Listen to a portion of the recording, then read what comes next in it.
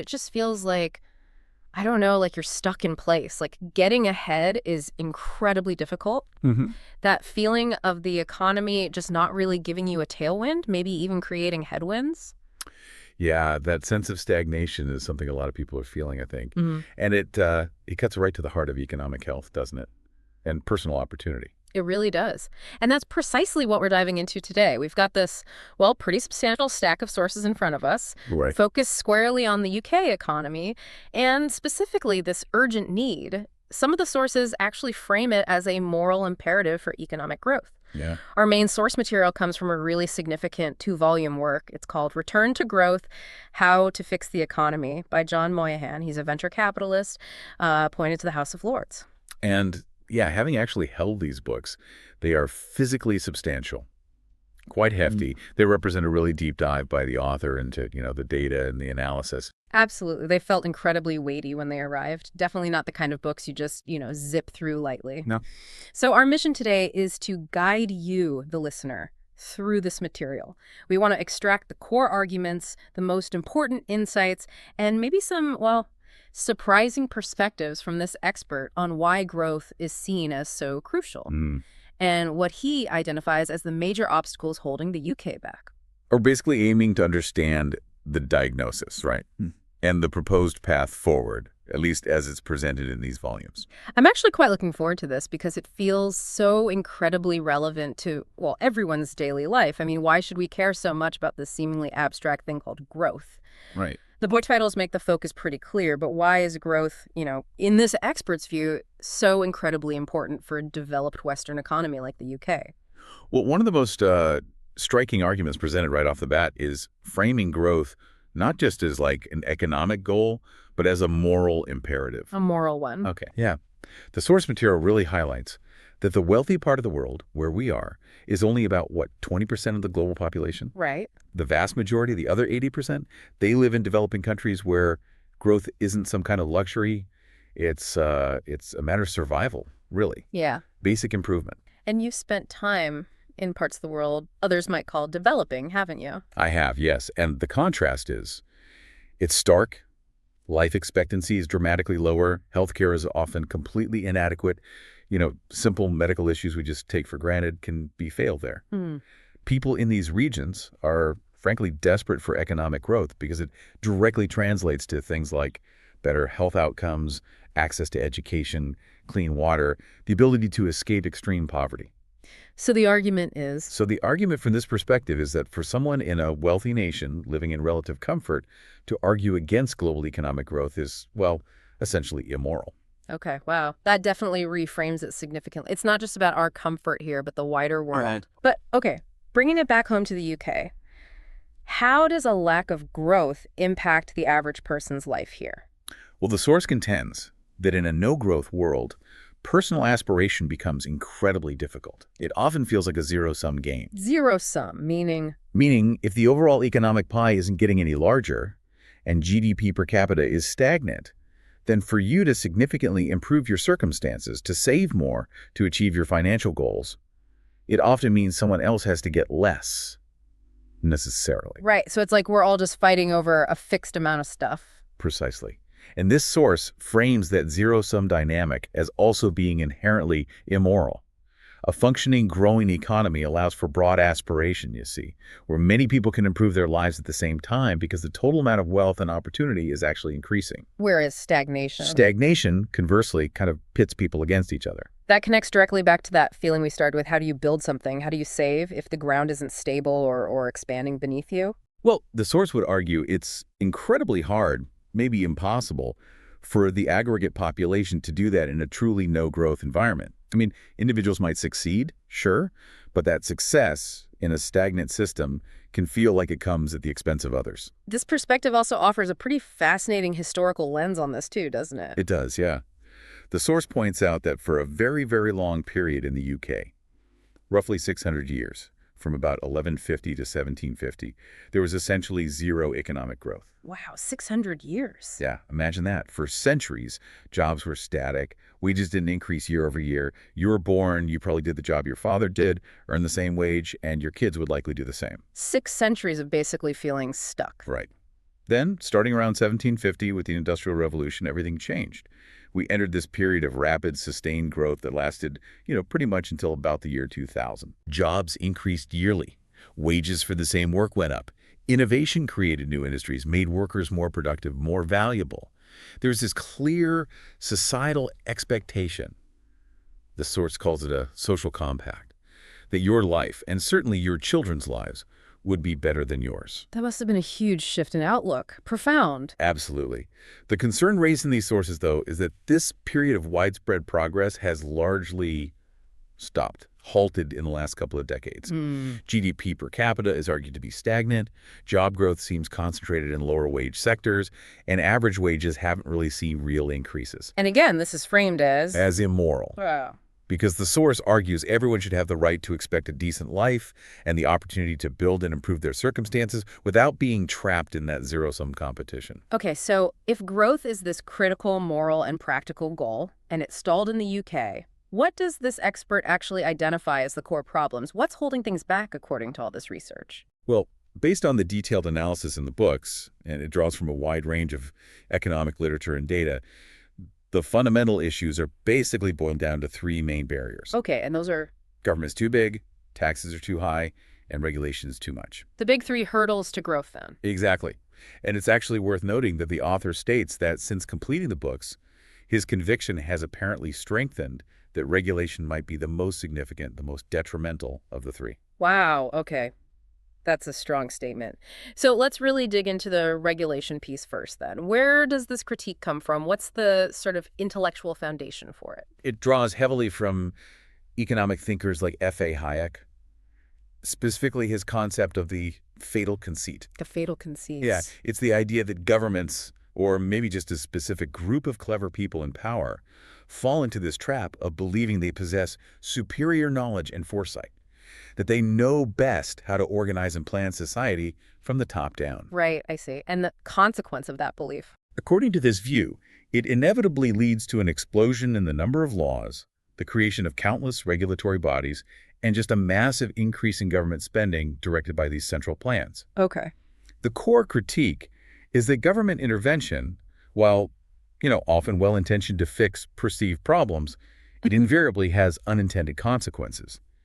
And the fundamental assumption that governments are somehow better stewards of resources than individuals is really questioned. Plus the cost. Plus the sheer cost and the inefficiency of the bureaucracy that grows up around it. Okay, let's try and bring this to life with some specific examples from the sources. Something relatable, like football regulation. Yes, the proposed football regulator is used as a kind of case study. It gained traction following events like that aborted European Super League attempt and also the bankruptcy of clubs like Bury FC. Right. The argument presented in the source is that while these events might be distressing for fans, they are also, in this view, a natural part of capitalism. Businesses take risks. Sometimes those risks don't pay off. Failure is a possibility. But hang on. Some might argue a regulator is necessary to protect the integrity of the sport, maybe, or address issues like, say, controversial sponsorships, betting companies, crypto brands on shirts, especially with young fans involved. Yeah, and the counter-argument presented in the source is that if the specific issue is, say, certain types of sponsorship, you don't necessarily need a vast new regulatory framework and body to deal with that. How so? Simple, targeted bans on specific items could achieve that goal. The deeper concern that's articulated is that excessive broad regulation could actually stifle the commercial success of the Premier League, which is a major UK export and revenue generator, let's not forget, and potentially make it less attractive for investment and top global talent. Okay, a different perspective there. Let's look at a completely different area mentioned, clinical trial regulation. The sources use this as a really stark illustration. Yeah, this is presented as a really powerful example of regulation having a significant negative economic impact. The source points to EU regulations implemented around 2001, claiming they were directly responsible for the UK's share of the global clinical trial market just collapsing from about 12% down to just 1% by 2005. Wow, a drop of that magnitude is staggering. It is. The argument made is that these regulations were overly heavy-handed, burdensome, created significant administrative hurdles for researchers, for pharmaceutical companies, Right. without necessarily providing genuinely improved patient protection. The result, according to this view, was just a massive loss of economic activity, of investment, and the UK becoming a much less attractive location for vital medical research. And Brexit hasn't fixed this. Well, the point is also made that despite Brexit, many of these inherited EU regulations in this specific area have reportedly not yet been removed or reformed. Huh. I actually remember as a student doing some clinical trials myself for a bit of extra cash. It makes you think about how that kind of opportunity could just dry up. Exactly. It has real-world implications for individuals and the broader economy. Okay, now let's turn to the 2008 financial crisis. Many people, probably most people, see that as clear evidence of the need for more stringent regulation and oversight, right? Yeah, absolutely. How does this source view that event? Good question. Well, the perspective offered here really challenges that conventional wisdom.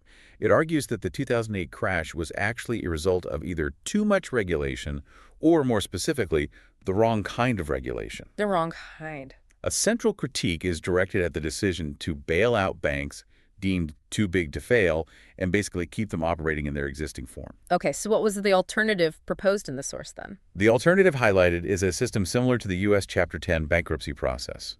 This was apparently used during their savings and loan crisis back in the 1990s. Chapter 10. Yeah, as described in the source, this system allows failing banks to actually go bust, but it facilitates a rapid restructuring process where the equity holders are wiped out first, followed by bondholders bearing losses. But, and this is key, explicitly protecting depositors, people with savings in the bank. So it protects the customers, but not the investors. That's the argument. It protects the people with money in the bank and allows for a swift reopening under new ownership while ensuring that those who invested in the bank, those who benefited from the risks taken, are the ones who bear the losses, not the taxpayer. And is the argument that keeping the banks whole in 2008 actually protected the people who made the risky decisions? Yes, that's precisely the critique. The source uses the example of Fred Goodwin's pension remaining largely intact because RBS was kept whole as an illustration of this perceived failure to hold those at the top accountable. The source also argues, by the way, that the bailouts didn't actually work in preventing further problems, citing Northern Rock as an example of a bank that was bailed out but still faced significant issues down the line. But surely the stated aim of the bailouts was to prevent a total collapse of confidence. Bank runs. That was absolutely the justification given at the time. However, the argument from this source is that a system like Chapter 10 achieves the same goal, protecting depositors and maintaining public confidence in the banking system, but it does so by letting the bank itself fail in a structured way. Making investors take the hit. Exactly, rather than the public purse or the depositors. And bringing it even more up to date, what about the Silicon Valley Bank failure just last year? Does that fit into this critique? Oh, absolutely. The source uses the SVB collapse as quite recent evidence to support its critique of regulators. How so? It points out that despite all the new regulations and regulatory bodies created since 2008, regulators reportedly failed to spot fundamental, age-old banking mistakes at SVB and other regional banks. Like what? Primarily borrowing short and lending long, make them incredibly vulnerable to rising interest rates. Basic stuff, really. This is presented as evidence that the regulatory system might be overly complex, maybe focused on the wrong things, missing basic stress tests and core banking risks, essentially rendering the regulators, well, useless in preventing these quite straightforward failures. It does make you wonder what all the complexity is for if the fundamentals get missed. But okay, what about simpler regulations? Things like seatbelts or cigarette warnings. Most people would see those as necessary, surely, and effective. Yeah, the source does touch on this briefly, and it draws a distinction. It acknowledges that straightforward bans on specific items widely accepted as harmful, like, outlawing certain dangerous products, are different in nature from these vast, complex regulatory systems that have expanded. Oh, okay. Those complex systems are seen as stemming from that fatal conceit of central planning. The critique isn't necessarily against any rules, it's more about the scale, the complexity, and the underlying philosophy that seems to be driving much of modern regulation. Okay, that makes sense. So regulation is identified as potentially the most significant barrier to growth. Let's turn to the second obstacle identified in the sources: taxes. The expert links high taxes directly to something else, right? Yes, the connection made is quite direct. If government expenditure is high, then taxes must be high to fund that level of spending. Simple as that, really. And which taxes are argued to be the most damaging to economic growth in this view? Taxes on businesses are specifically highlighted as the worst culprits. Such as? This includes things like national insurance contributions, that's the tax paid by employers on staff wages, NICs, and corporation tax, the tax on company profits. Okay, so taxes that directly increase the cost of actually running a business or employing people. Precisely. The argument is that these taxes disincentivize businesses from hiring new staff and also from investing their profits back into expansion or innovation. Right. The source includes some anecdotal support for this, referencing both your own experience you mentioned with the impact of NIC increases and observations about skilled professionals like accountants, hairdressers, real estate agents, apparently increasingly relocating from the UK to places with significantly lower tax burdens, citing places like Dubai. This is presented as evidence of the tax system discouraging entrepreneurial activity, not just among the super wealthy, but among what the source might call ordinary strivers. Okay, if those are considered the worst taxes, what's seen as the least bad tax from this perspective? Value-added tax, or VAT. VAT, why? Because it's a consumption tax, meaning it's levied when you spend money buying goods or services, rather than on income you earn or on the cost of employing someone. Okay. And what's the proposal regarding VAT? The proposal raised in the source is to broaden the VAT base significantly, applying it to almost all goods and services, much like is done in Denmark, apparently. So putting VAT on things currently exempt, like a lot of food items or children's clothing. Yes, that's the idea. Now, the argument is that while that might sound like increasing the tax burden on everyday items, It does. if you apply VAT to a much wider range of expenditures, it might actually allow the overall VAT rate to be significantly lowered. And because it's a consumption tax, it's seen as less detrimental to the incentives for businesses to invest and hire compared to taxing income or employment costs directly. Though I can tell you from navigating the current VAT system for a small business, it feels incredibly complex already. Just trying to figure out classifications and apply the right rules. Oh yeah, that administrative complexity is definitely acknowledged in the source. It's seen as part of the broader critique of regulation and bureaucracy. It just adds to the burden on businesses, particularly smaller ones. What about other types of tax, like wealth taxes, which some people might see as fairer, or council tax? Well, the source discusses general wealth taxes and argues they frequently lead to capital flight. It cites the experience in France where apparently many wealthy individuals moved away after a wealth tax was introduced there. Okay. And council tax, that's based on property value, which is a kind of wealth. Yes, exactly. And regarding council tax, the expert actually agrees with your point that it is a form of wealth tax and argues it should be made more progressive based on property value. Really? Yeah, this is presented as a relatively straightforward, logical reform that the source suggests should just be implemented, contrasting its apparent simplicity with the usual complexities and political hurdles that often prevent significant change. So that's one area of potential agreement then. Let's move to the third barrier identified, the size and efficiency of government spending. The core point here is simply that government is seen as too big. Yes, too big as a percentage of the overall economy, of GDP. The source draws a contrast with the start of Tony Blair's government, arguing that government was roughly 50% smaller back then. Right. And that period coincided with the UK economy performing strongly and being seen as, a leader in Europe. But hang on, we've also heard so much about austerity over the past decade or so, suggesting spending has been cut significantly. Well, the source challenges that perception of austerity as purely spending cuts.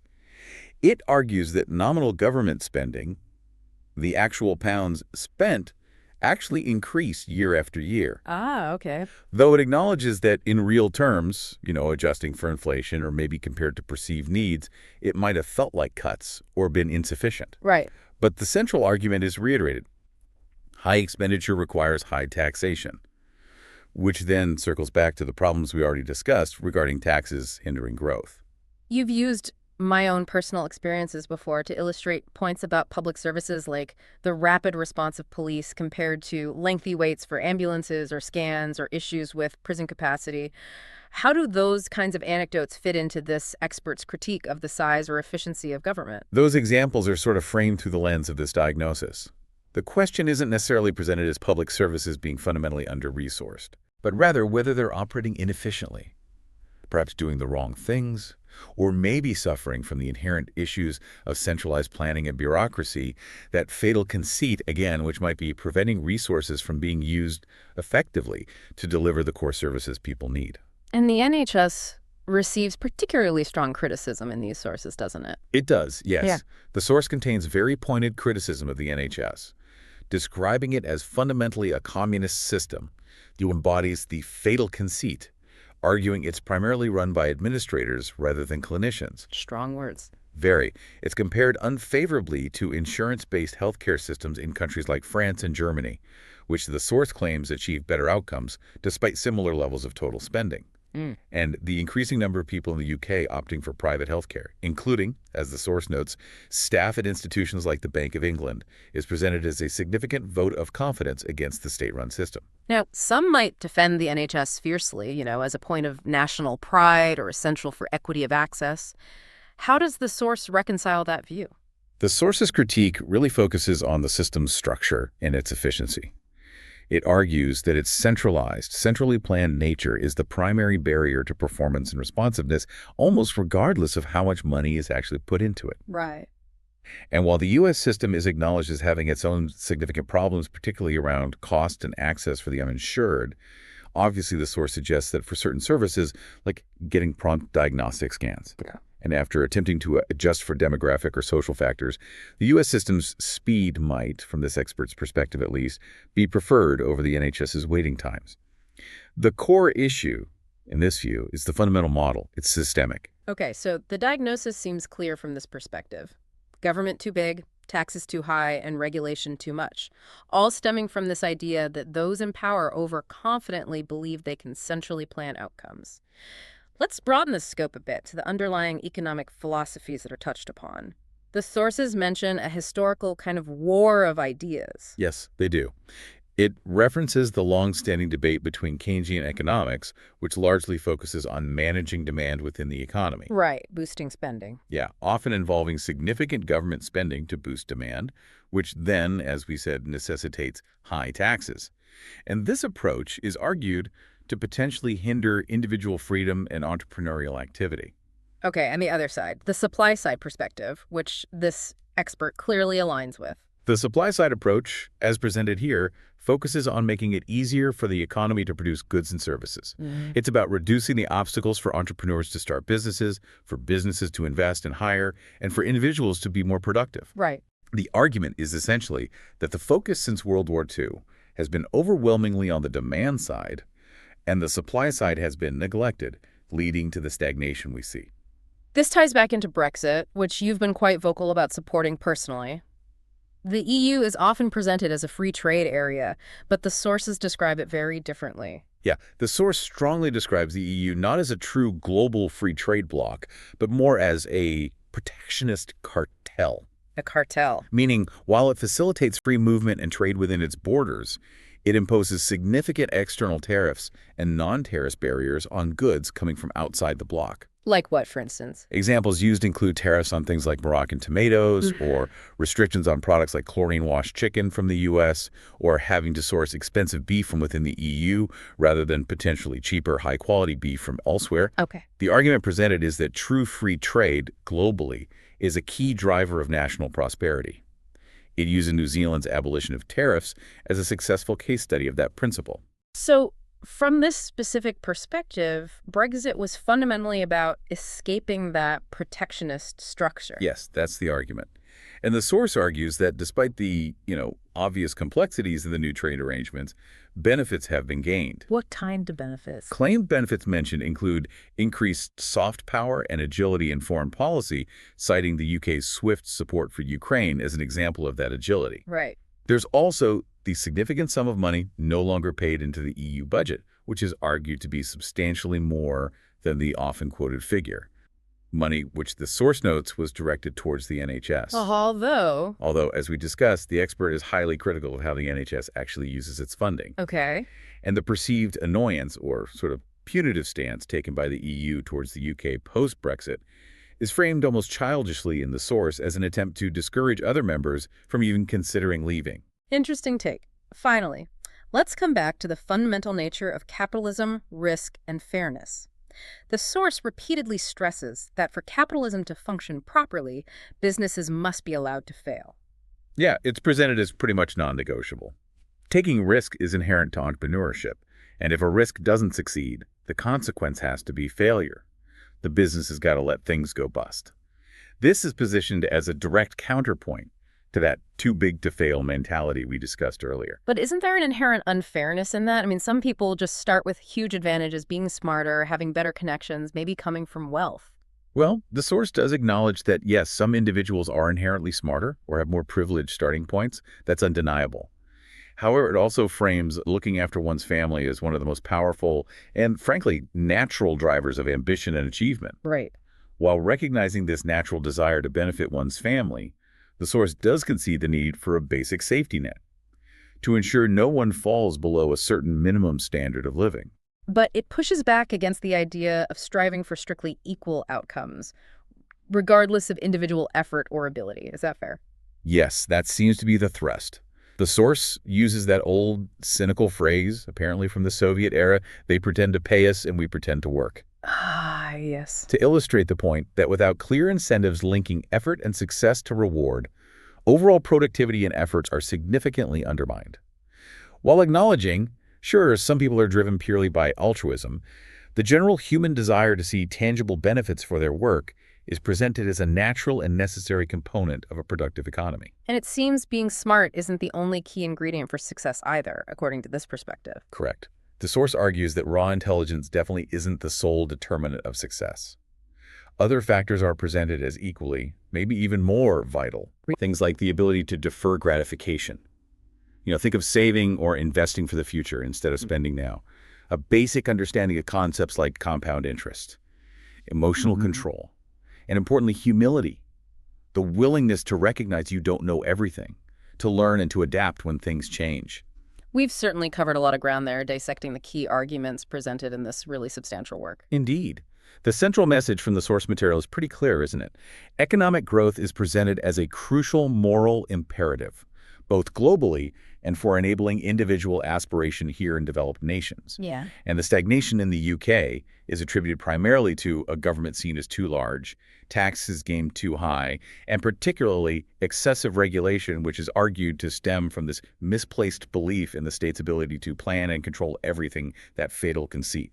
And the proposed path forward, which flows from the supply side perspective, often involves clearing away these identified obstacles, so reducing the size of the state, lowering taxes, especially on businesses, and significantly paring back regulatory burdens. Right. All to make it easier for businesses and individuals to actually create wealth and opportunity. Yeah, this deep dive into these sources provides a very specific, and you have to say, strongly argued perspective on the UK's economic challenges and the potential routes back to growth. It definitely prompts you to consider whether the fundamental structure of government and the economy are helping or hindering prosperity. It challenges a lot of conventional ideas about intervention and planning. It really forces you to weigh different ideas about risk, reward, fairness, and the role of the state in a dynamic economy. So, based on everything we've explored from this source material today, here's something maybe to think about. If economic growth is argued to be a moral necessity, and if the primary barriers are identified as big government, high taxes, and regulation rooted in a fatal conceit, what specific assumptions do you hold about the role of the state or the nature of capitalism that might need re-examination if you were to adopt this particular perspective on unlocking future prosperity?